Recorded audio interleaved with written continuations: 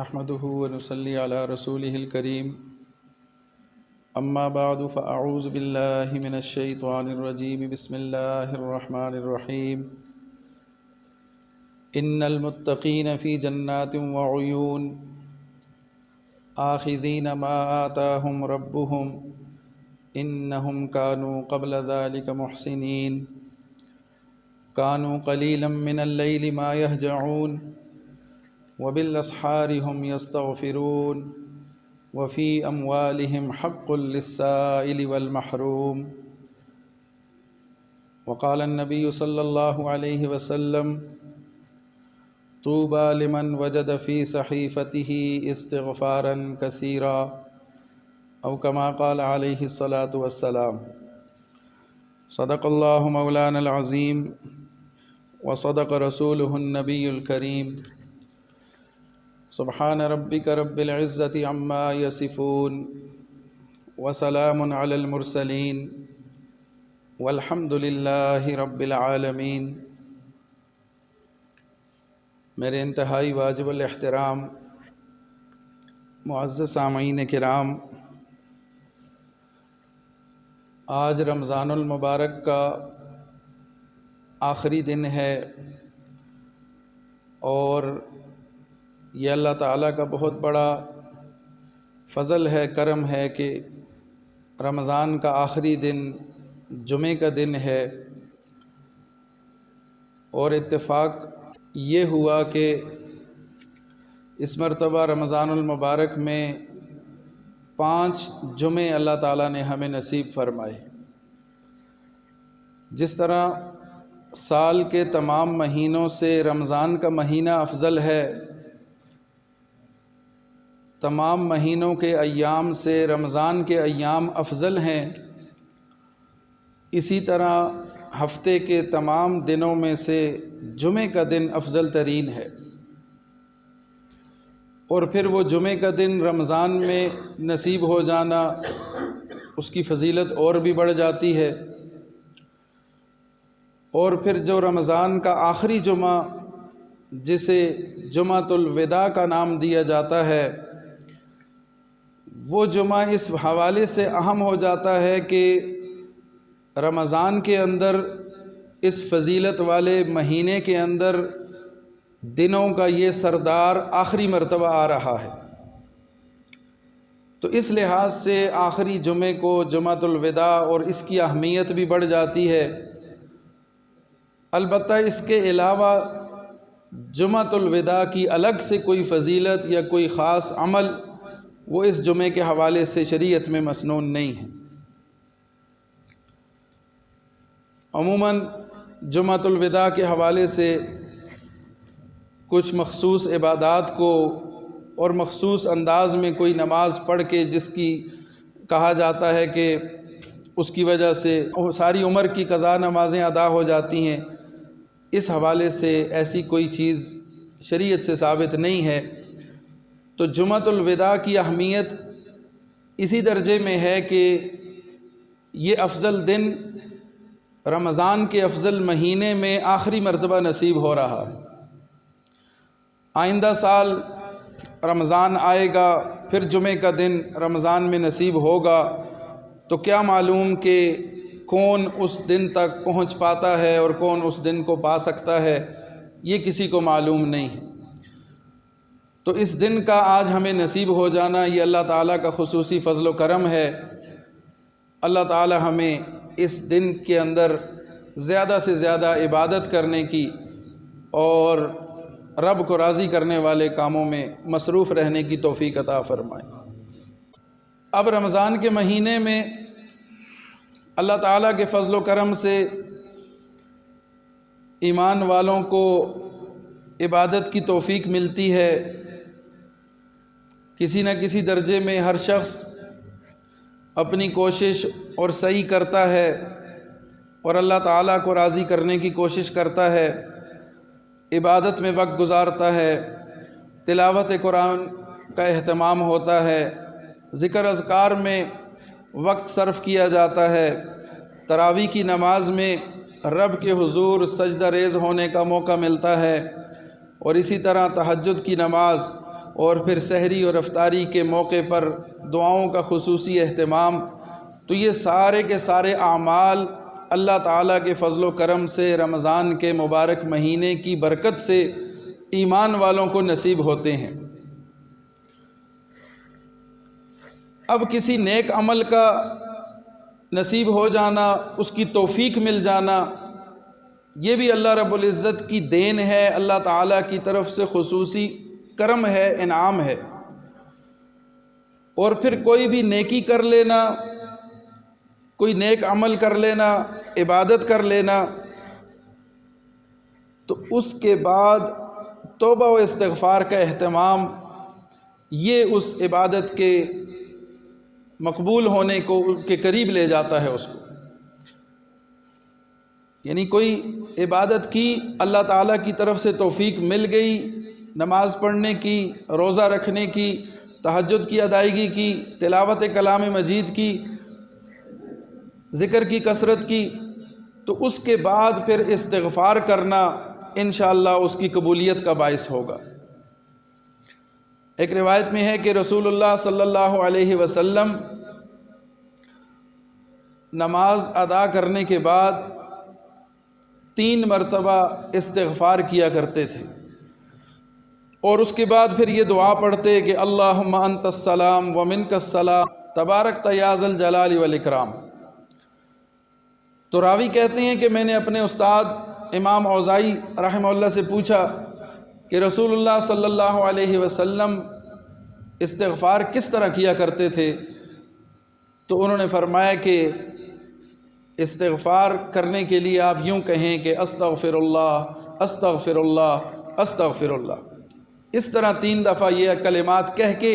رسول اللہ صلی اللہ علیہ وسلم استغفار فرمایا کرتے تھے۔ اب دیکھیں، نماز ادا کی اور اس کے بعد استغفار کا سبق دیا،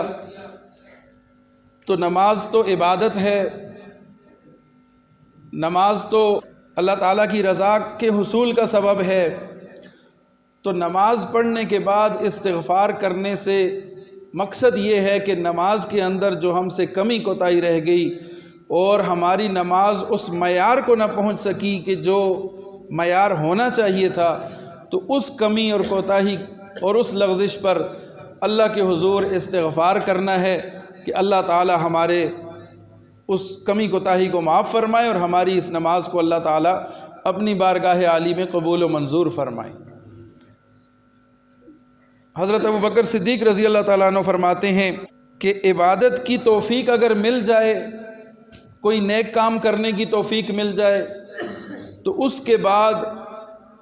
الحمدللہ کہا جائے، اللہ کا شکر ادا کیا جائے کہ اللہ تعالیٰ نے یہ نیک کام کرنے کی مجھے توفیق دی ہے، اور فرمایا کہ اس کے ساتھ ساتھ پھر اس پر استغفار بھی کیا جائے کہ اللہ تعالیٰ نے مجھے یہ جو نیک عمل کرنے کی توفیق دی، میں اس کو کما حق اس طرح سے ادا نہ کر سکا اور مجھ سے کوئی کمی کوتاہی رہ گئی، تو اس پر میں اللہ تعالیٰ کے حضور استغفار کرتا ہوں کہ اللہ تعالیٰ میری کمی کوتاہی کو معاف فرمائے اور میری اس عبادت کو قبول و منظور فرمائے۔ اور حدیث میں آتا ہے طوبیٰ لمن وجد فی صحیفتہ استغفارا کثیرا، خوشخبری ہے اس شخص کے لیے، کامیاب ہے وہ شخص، فلاح پانے والا ہے وہ شخص کہ جس کے نامہ اعمال میں استغفار کی کثرت ہے۔ اور سورہ مومنون میں اللہ تعالیٰ فرماتے ہیں والذین یؤتون ما آتوا وقلوبہم وجلۃ انہم الی ربہم راجعون، اور وہ جو عمل بھی کرتے ہیں اسے کرتے وقت ان کے دل اس بات سے سہمے ہوتے ہیں کہ انہیں اپنے پروردگار کے پاس واپس جانا ہے۔ یعنی ایمان والوں کی علامت بیان کر دی کہ وہ جو بھی عمل کرتے ہیں، کوئی انفاق فی سبیل اللہ کیا، کوئی نیکی کا کام کیا، اللہ کی راہ میں خرچ کیا، تو ساتھ ساتھ وہ اس بات پر ڈرے ہوئے سہمے ہوئے ہوتے ہیں کہ کس طرح یہ عمل میرا اللہ کے ہاں قبولیت کا درجہ پا جائے، شرف قبولیت حاصل کر لے۔ نیک عمل کا نصیب ہو جانا، نیک عمل کی توفیق کا مل جانا، اس پر ایمان والوں کی علامت یہ بیان کی کہ وہ اللہ کے خوف میں مبتلا ہو جاتے ہیں، اللہ تعالیٰ سے توبہ استغفار کرتے ہیں کہ اگر ہم سے اس عمل میں اس میں کہیں کوئی کمی بیشی رہ گئی تو اللہ رب العزت اس کو معاف فرمائے۔ کانوا قلیلا من اللیل ما یہجعون، وہ رات کے وقت کم سوتے تھے، وبالاسحار هم یستغفرون، اور سحری کے اوقات میں استغفار کرتے تھے۔ وفی اموالہم حق للسائل والمحروم، اور ان کے مال میں سائل اور ضرورت مندوں کے حق بھی ہوا کرتے تھے، اس کا بھی وہ مقدار مقرر کر کے رکھتے تھے، ان کا بھی حق نکالا کرتے تھے۔ یہ ایمان والوں کی علامت بیان کی گئی۔ ان المتقین فی جنات وعیون، ایمان والے جنت میں ہوں گے، کامیاب ہوں گے۔ ان کی عادات اللہ نے بیان کی کہ کانوا قلیلا من اللیل ما یہجعون، سارا دن وہ سوئے نہیں رہتے تھے، ساری رات وہ خواب غفلت کے مزے نہیں لیا کرتے تھے، بلکہ وہ کم سویا کرتے تھے، ان کی پیٹھیں بستر سے دور رہا کرتی تھیں، ان کی کمر بستر سے دور تھی، الگ تھی۔ کانوا قلیلا من اللیل ما یہجعون، بہت کم وقت وہ سونے میں گزارتے تھے، زیادہ وقت عبادت میں گزارتے تھے، پوری رات ان کی عبادت میں گزرتی۔ وبالاسحار هم یستغفرون، اور جب وہ عبادت کر کے پوری رات گزار لیتے تو سحری کے وقت میں وہ اللہ کے حضور دعا کے لیے ہاتھ اٹھاتے۔ وبالاسحار هم یستغفرون، اور سحری کے اوقات میں اللہ کے حضور وہ استغفار کرتے۔ ساری رات عبادت کر کے وہ عاجزی کا اظہار کر رہے ہیں کہ اے اللہ، ہم نے یہ جو عبادت کی، ہم نے کسی پہ احسان نہیں کیا، ہم نے کوئی کارنامہ نہیں سر انجام دے دیا، اور اگر ہم سے اس میں کوئی کمی کوتاہی رہ گئی، کہیں کوئی لغزش ہو گئی، کوئی بھول چوک ہو گئی، کہیں ریاکاری کا عنصر ہمارے دل میں آ گیا، کوئی بھی کسی قسم کا ہم سے کوئی خطا ہو گئی، تو وبالاسحار هم یستغفرون، تو سحری کے اوقات میں وہ اللہ کے حضور استغفار کرتے ہیں، اللہ سے معافی مانگتے ہیں، اللہ سے اپنے گناہوں کی بخشش طلب کرتے ہیں۔ یہ ایمان والوں کی نشانی بیان کی، اور آگے فرمایا وفی اموالہم، ان کے مال میں حق للسائل والمحروم، سوال کرنے والے، حاجت مند اور محروم، ضرورت مندوں کا حصہ ہوتا ہے ان کے مال میں۔ وہ اللہ کی راہ میں خرچ کرتے ہیں، وہ کمزوروں پہ خرچ کرتے ہیں، وہ لاچاروں پہ خرچ کرتے ہیں، وہ ضرورت مندوں پہ خرچ کرتے ہیں۔ مال کو جمع کر کے نہیں رکھتے، بلکہ اللہ کے دیے ہوئے مال کو اللہ کی مخلوق پر جہاں ضرورت پڑتی ہے وہاں خرچ کرنے والے ہیں۔ یہ ایمان والوں کی علامت بیان کی گئی۔ تو معلوم یہ ہوا کہ کوئی نیک عمل کر لینا یہ انسان کا اپنا کمال نہیں ہے۔ رمضان کے روزوں کا نصیب ہو جانا اور رمضان میں عبادت کی توفیق مل جانا یہ ہمارا کمال نہیں ہے، یہ اللہ کی دین ہے، یہ اللہ کا کرم ہے کہ جس نے ہمیں صحت دی، جس نے ہمیں عافیت دی، جس نے ہمیں خیریت کے ساتھ رمضان کا مہینہ نصیب کیا اور ہمیں روزے رکھنے کی توفیق دی، ہمیں عبادت کرنے کی ٹوٹی پھوٹی جس انداز میں بھی ہم سے ہوئی، یہ اللہ کی توفیق سے یہ ہوا کہ ہم عبادت میں بھی مصروف رہے اور ہمارا وقت ہم نے قیمتی بنانے کی کوشش کی۔ تو اس کے بعد پھر ہمارے لیے لازم ہے کہ اب آخر میں آ کے ہم اللہ کے حضور استغفار کریں۔ جیسے ساری رات عبادت کرنے والے صبح کے وقت میں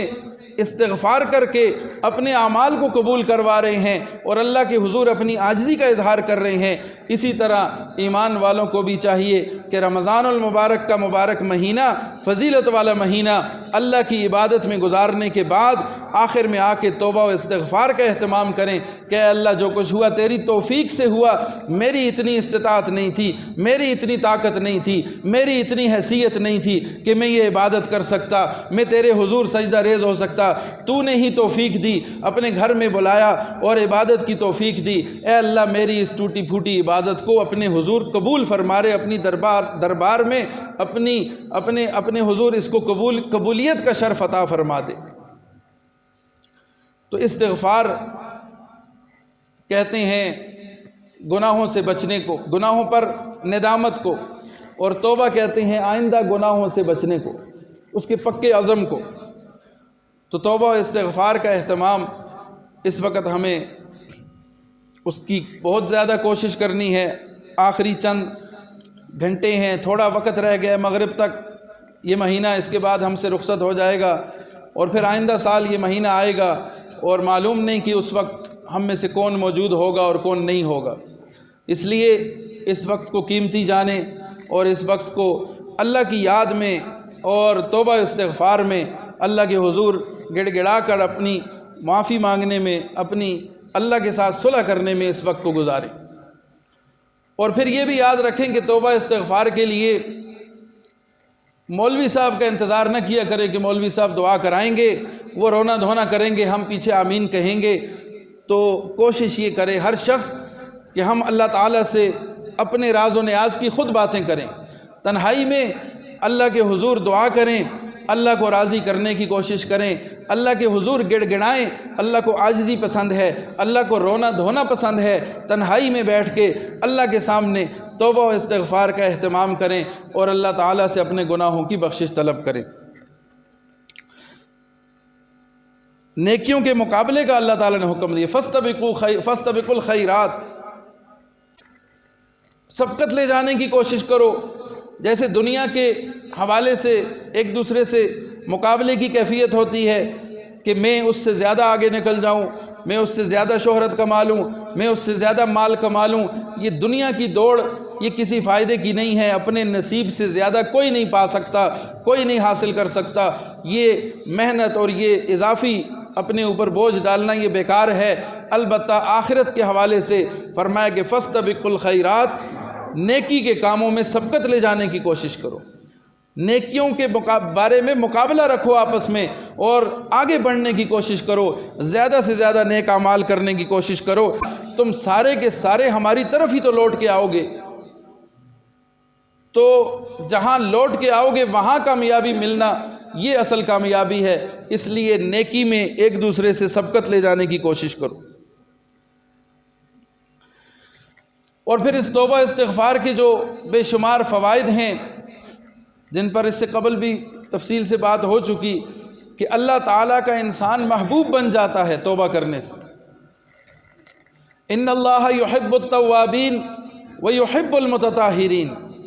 اللہ تعالیٰ توبہ کرنے والے کو محبوب رکھتا ہے، اللہ تعالیٰ توبہ کرنے والوں سے محبت کرتا ہے۔ تو توبہ استغفار کر کے انسان اللہ کا محبوب بن جاتا ہے۔ اور توبہ کرنا انسان کو فلاح اور کامیابی کے طرف لے جانے والا ہے۔ وَتُوبُوا إِلَى اللَّهِ جَمِيعًا أَيُّهَا الْمُؤْمِنُونَ لَعَلَّكُمْ تُفْلِحُونَ، ایمان والو اللہ تعالیٰ کے حضور سب مل کے توبہ کرو تاکہ تم فلاح پا جاؤ، کامیاب ہو جاؤ۔ اصل کامیابی اللہ کے ہاں کامیابی ہے، اور وہ ملے گی تمہیں توبہ اور استغفار کے ساتھ، اللہ سے معافی مانگنے کے ساتھ۔ وَتُوبُوا إِلَى اللَّهِ جَمِيعًا أَيُّهَا الْمُؤْمِنُونَ لَعَلَّكُمْ تُفْلِحُونَ، سارے کے سارے توبہ کرو گے، استغفار کرو گے، اللہ سے معافی مانگو گے تو اللہ کے حضور تم فلاح پانے والے بن جاؤ گے۔ پھر اللہ توبہ کی برکت سے گناہوں کو نیکیوں سے بدل دیتا ہے۔ انسان کے نامہ اعمال میں جو گناہ ہوتے ہیں، اگر وہ سچے دل سے توبہ کرتا ہے، اللہ کے حضور استغفار کرتا ہے، اللہ کو راضی کر لیتا ہے، تو اللہ تعالیٰ ان گناہوں کو نیکیوں سے بدل دیتے ہیں اور اس کے نامہ اعمال میں نیکیوں کا اضافہ ہو جاتا ہے۔ یہ کتنی بڑی اللہ تعالیٰ کی طرف سے رحمت ہے، بخشش ہے۔ إِلَّا مَنْ تَابَ وَآمَنَ وَعَمِلَ عَمَلًا صَالِحًا فَأُولَٰئِكَ يُبَدِّلُ اللَّهُ سَيِّئَاتِهِمْ حَسَنَاتٍ وَكَانَ اللَّهُ غَفُورًا رَحِيمًا۔ اللہ تعالیٰ نیکیوں کو، گناہوں کو نیکیوں سے بدل دیتا ہے اور تم اللہ تعالیٰ کو غفور الرحیم پاؤ گے۔ اور اگر کسی سے گناہ ہو گیا، غلطی ہو گئی اور وہ اس پر نادم ہے، اللہ سے معافی مانگتا ہے، اللہ کے حضور توبہ کرتا ہے، تو اللہ کہتا ہے کہ تم مجھے غفور الرحیم پاؤ گے۔ والذین عملوا السیئات، کسی سے گناہ ہو گیا، برائی ہو گئی،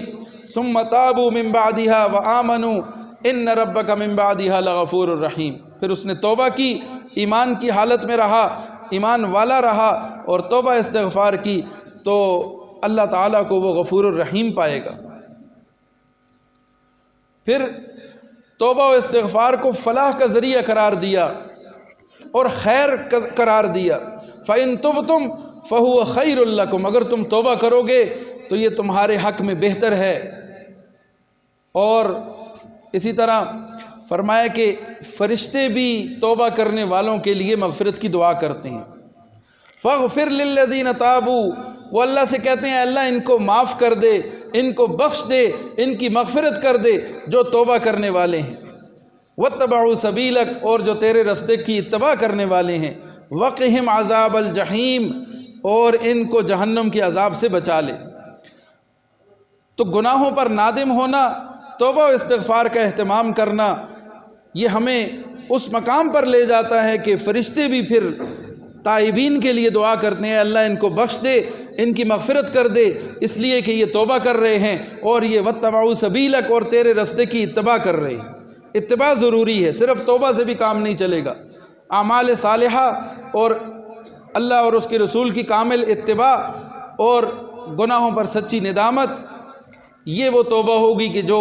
فرشتوں کی دعا کا بھی سبب بنے گی ہمارے لیے۔ وَقِهِمْ عَذَابَ الْجَحِيمِ، انہیں جہنم کے عذاب سے بھی اے اللہ محفوظ کر، یہ فرشتے کہہ رہے ہیں۔ تو توبہ و استغفار کے بے شمار فوائد ہیں۔ حضور نے فرمایا التائب من الذنب کمن لا ذنب لہ، گناہوں سے توبہ کرنے والا ایسا ہے کہ جیسے گناہ کیا ہی نہیں۔ یہ توبہ کی برکت ہے، اس مقام پر انسان پہنچ جاتا ہے کہ جیسے اس نے گناہ کیا ہی نہیں۔ اور پھر اسی طرح فرمایا کل بنی آدم خطاء وخیر الخطائین التوابون، تمام لوگ خطا کرنے والے ہیں، تمام لوگ خسارے میں جانے والے ہیں، لیکن بہترین خطا کار وہ ہیں کہ جو تائبین ہیں، جو توبہ کرنے والے ہیں۔ تو اس لیے ہمیں خصوصی طور پر توبہ و استغفار کا اہتمام کرنا ہوگا تاکہ اللہ تعالی ہمارے ٹوٹے پھوٹے اعمال کو اپنی بارگاہ میں قبول و منظور فرما لے۔ یہ مبارک لمحات ہیں جو ابھی چند لمحات باقی ہیں، اور اللہ تعالیٰ نے فضل کیا، کرم کیا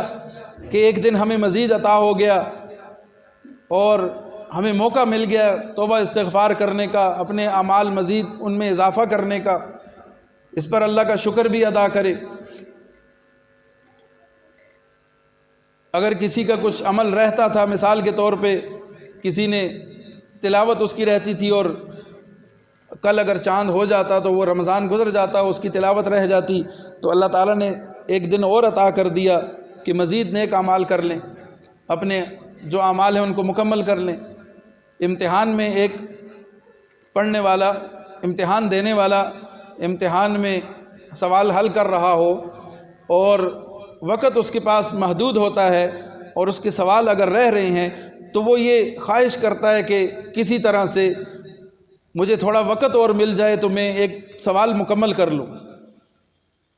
اور اتفاق سے 3 گھنٹے کے بعد مزید اس کو 10 منٹ دے دیے جاتے ہیں یا اس کو مزید وقت کسی طرح سے مل جاتا ہے، تو اس کی خوشی کا ٹھکانہ نہیں ہوتا، پھر وہ جلدی جلدی اپنے سوال مکمل کرتا ہے اور اپنا جو پرچہ ہے وہ مکمل کرنے کی کوشش کرتا ہے۔ تو اسی طرح سے اللہ تعالیٰ نے ہمیں بھی تھوڑا وقت اور دے دیا کہ ایمان والو، اگر تمہارا کچھ عمل رہتا تھا، کچھ تلاوت رہتی تھی، کوئی دعا و استغفار رہتی تھی، کچھ کمی رہ گئی ہے، تو دیکھو ایک دن میں نے تمہیں اور دے دیا، اپنے اعمال درست کر لو، اصلاح کر لو، توبہ استغفار کا اہتمام کر لو اور اپنے وقت کو قیمتی بنا لو۔ پھر آج کی رات انعام کی رات قرار دیا گیا اس کو۔ فَإِذَا كَانَتْ لَيْلَةُ الْفِطْرِ سُمِّيَتْ تِلْكَ اللَّيْلَةُ لَيْلَةَ الْجَائِزَةِ، حضور نے فرمایا جب عید کی رات ہوتی ہے تو آسمانوں پر اس کا نام لیلۃ الجائزہ یعنی انعامات کی رات رکھا جاتا ہے۔ ہم جس کو چاند رات کہتے ہیں، اور اس رات کو ہم بازاروں میں اور مختلف جگہوں پر وقت اپنا ضائع کر کے اس رات کو برباد کر دیتے ہیں، یہ انعام کی رات ہے، یہ اللہ تعالیٰ کی طرف سے بخشش ملنے والی رات ہے۔ اس رات کی عبادت اور اس رات کی گئی دعا اللہ تعالیٰ رد نہیں کرتے۔ روایات میں آتا ہے کہ وہ 5 راتیں کہ جن میں اللہ تعالیٰ انسان کی دعا رد نہیں کرتا، ان میں سے ایک رات یہ عید کی رات بھی ہے۔ اور فرمایا کہ من قام لیلۃ العید للہ محتسبا لم یمت قلبہ حین تموت القلوب، جس نے عید کی راتوں میں اللہ کی رضا کے لیے قیام کیا یعنی عبادت کی،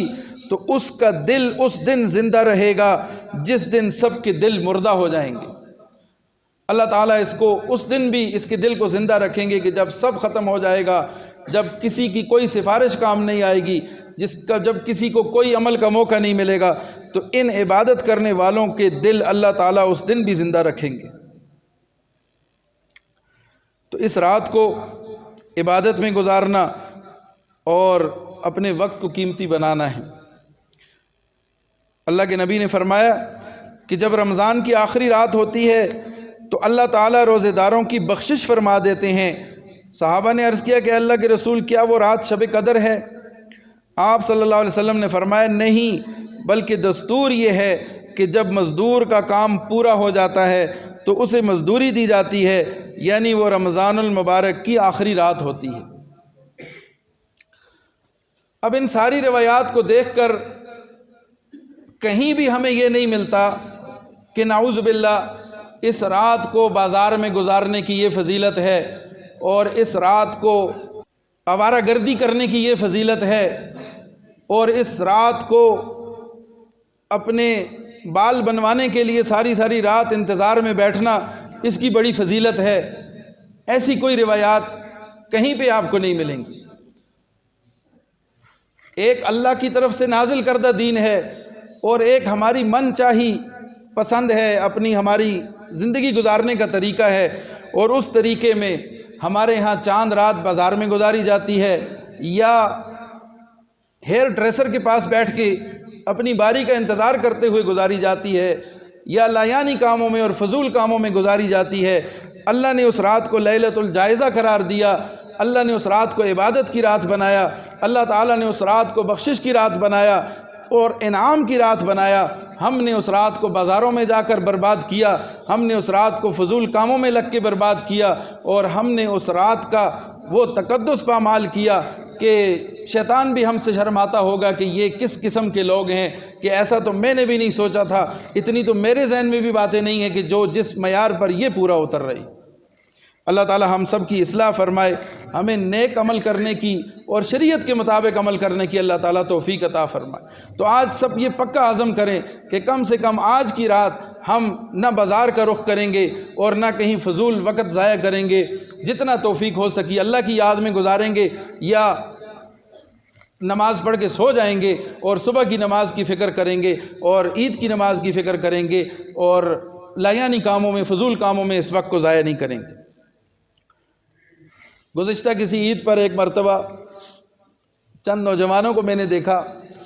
دن کے وقت، عید کے وقت، کہ وہ جہاں بھی جاتے ہیں بیٹھتے ہیں، وہ اونگتے ہیں، کبھی ادھر گر رہے ہیں کبھی ادھر گر رہے ہیں۔ تو میں نے ان سے پوچھا کہ کیا مسئلہ ہے، آج طبیعت ٹھیک ہے؟ وہ 2-3 اکٹھے تھے اور جہاں جاتے تھے وہ اونگ رہے ہوتے جیسے کوئی بیمار مرغا ہوتا ہے۔ تو پوچھا تو کہنے لگے کہ جی ہم رات کو گئے تھے بال کٹوانے، داڑھی بنوانے، اور 3 بجے ہمارا نمبر آیا، تو ساری رات ہم وہاں بیٹھے رہے، اس کے بعد ہم واپس آئے، تو ابھی ساری رات سوئے نہیں ہیں، تو ابھی نیند آ رہی ہے ہمیں۔ تو اب اندازہ کریں کہ وہ رات گزر گئی نائی کی دکان پہ، فضول کام میں گزر گئی، اور جو حلیہ بنایا تھا، جو ٹیپ ٹاپ کی تھی، جو اپنا میک اپ کروایا تھا، عید کے دن وہ اونگ رہے ہیں، کبھی ادھر گر رہے ہیں کبھی ادھر گر رہے ہیں، وہ میک اپ دکھانے کا موقع بھی ان کو نہیں مل رہا۔ تو عید کا دن بھی برباد ہوا اور وہ انعام کی رات بھی برباد ہوئی۔ حاصل کیا ہوا؟ کچھ بھی نہ حاصل ہوا، اور یہی شیطان چاہتا ہے کہ ان کو ادھر ادھر لگا دو، ان کے اعمال ضائع کرو، ان کا وقت ضائع کرو اور ان کے اعمال کو برباد کرو۔ تو اگر ہم اس قسم کے کاموں میں پڑیں گے تو ہم شیطان کو راضی کرنے والے ہوں گے، اللہ کو ناراض کرنے والے ہوں گے۔ اللہ تعالی ہم سب کی حفاظت فرمائے ان چیزوں سے۔ عید کے دن کے جو مسنون اعمال ہیں اس میں سب سے پہلے تو یہ ہے کہ فجر کی نماز کا اہتمام ہو، سویرے جلدی اٹھا جائے اور فجر کی نماز باجماعت پڑھی جائے۔ پھر مسواک کرنا، غسل کرنا، اپنے ناخن تراشنا، اپنی صفائی کا اہتمام کرنا، یہ بھی مسنون ہے، اور اس کے ساتھ ساتھ نئے یا صاف کپڑے پہننا، اگر نئے میسر نہیں ہے تو صاف ستھرے لباس پہننا، اور اس کے ساتھ ساتھ خوشبو لگانا، خوشبو کا اہتمام کرنا، اور عید کی نماز سے قبل کچھ میٹھا کھا لینا، یہ بھی سنت ہے۔ بقرہ عید پر عید کی نماز سے قبل کچھ نہ کھانا اور عید کی نماز پڑھ کے واپس جا کے قربانی کر کے پھر اس قربانی کے گوشت کو پکا کے کھانا، یہ مسنون ہے۔ اور اس عید الفطر پر مسنون یہ ہے کہ عید سے پہلے کچھ ہلکا پھلکا کچھ میٹھا کھا کر عید کی نماز کے لیے جانا، اور پھر عید کی نماز کے لیے جلدی جانا، وقت پر جانا، اور عیدگاہ جاتے ہوئے راستے میں آہستہ آواز میں تکبیرات کہتے ہوئے جانا۔ عید الفطر میں آہستہ آواز میں راستے میں تکبیرات کہتے ہوئے جانا، اور آتے ہوئے ایک راستہ استعمال کریں، جاتے ہوئے ہو سکے تو دوسرے راستے سے دوسرا راستہ استعمال کریں، اور اللہ اکبر لا الہ الا اللہ واللہ اکبر وللہ الحمد، ان تکبیرات کا اہتمام ہو۔ اور اس کے ساتھ ساتھ صدقہ فطر اگر پہلے ادا نہیں کیا تو صدقہ فطر کی ادائیگی کا بھی اہتمام ہو، نماز سے پہلے اس کو ادا کرنا ہوتا ہے، تو اس میں سستی نہیں کرنی چاہیے۔ اور صدقہ فطر کے حوالے سے یہ بھی ذہن میں رکھنا چاہیے کہ صدقہ فطر ہر شخص اپنی حیثیت کے مطابق دے۔ آج امیر غریب سب نے سب سے کم ریٹ لے کر اور اس کے مطابق صدقہ فطر ادا کرنا شروع کر دیا ہے، اور اسی پر سب قائم ہیں۔ کوشش یہ کرنی چاہیے اپنی حیثیت کے مطابق صدقہ فطر زیادہ سے زیادہ ادا کریں، تاکہ جس کو دے رہے ہیں اس کا تو کچھ فائدہ ہو جائے، اور کوشش یہ ہو کہ ہر شخص صدقہ فطر ادا کرے۔ کم سے کم مقدار اس کی 300 روپے ہے۔ اب گندم کے ریٹ کے مطابق 300 ہے، اور حدیث میں آتا ہے کہ 1 سا گندم 2 شخصوں کے لیے کافی ہے، یعنی 2 بندے مل کے 1 سا گندم کا صدقہ فطر دیں گے، یا گندم دیں گے یا اس کے برابر قیمت دیں گے۔ تو اس کی وجہ یہ تھی کہ عرب میں اس دور میں گندم نایاب تھی، کھجور عام تھی، کشمش عام تھی، جو کی روٹی کھائی جاتی تھی وہ عام تھی، اور اس کا ریٹ کم تھا۔ اس کو 1 سا قرار دیا، 3.5 کلو مقرر کیا گیا، اور گندم کو 1.25 سیر مقرر کیا گیا، اس وجہ سے کہ گندم کا قیمت زیادہ تھی اور وہ اس کے برابر پہنچ جاتی تھی، نصف سا وہاں 1 سا کے برابر پہنچ جاتی تھی، اس لیے گندم مقرر کی گئی۔ لیکن آج ہم نے چونکہ یہاں گندم عام ہے اور اس کی قیمت کم ہے، تو کوشش یہ ہو کہ وہ قیمت ادا کریں کہ جس کو آپ کی حیثیت کے مطابق ہو، اس کے مطابق ادا کریں۔ اور صدقہ فطر عید کی نماز سے پہلے ادا کرنا ضروری ہے۔ بالفرض اگر کوئی ادا نہیں کر سکتا تب بھی اس پر واجب ہے، لازم ہے کہ وہ ادا کرے، عید کے بعد ادا کرے، لیکن اس میں یہ ہوگا کہ اس کو صدقہ فطر کا پھر ثواب نہیں ملے گا، عام صدقے کا ثواب ملے گا۔ تو ان چیزوں کا اہتمام ہو۔ اللہ تعالی ہمیں ایمان اور سلامتی عطا فرمائے، اللہ تعالی ہماری عبادات کو اپنے دربار میں قبول و منظور فرمائے، اور اللہ تعالی ہمیں سچی توبہ اور استغفار کرنے کی توفیق عطا فرمائے۔ وآخر دعوانا ان الحمد للہ رب العالمین۔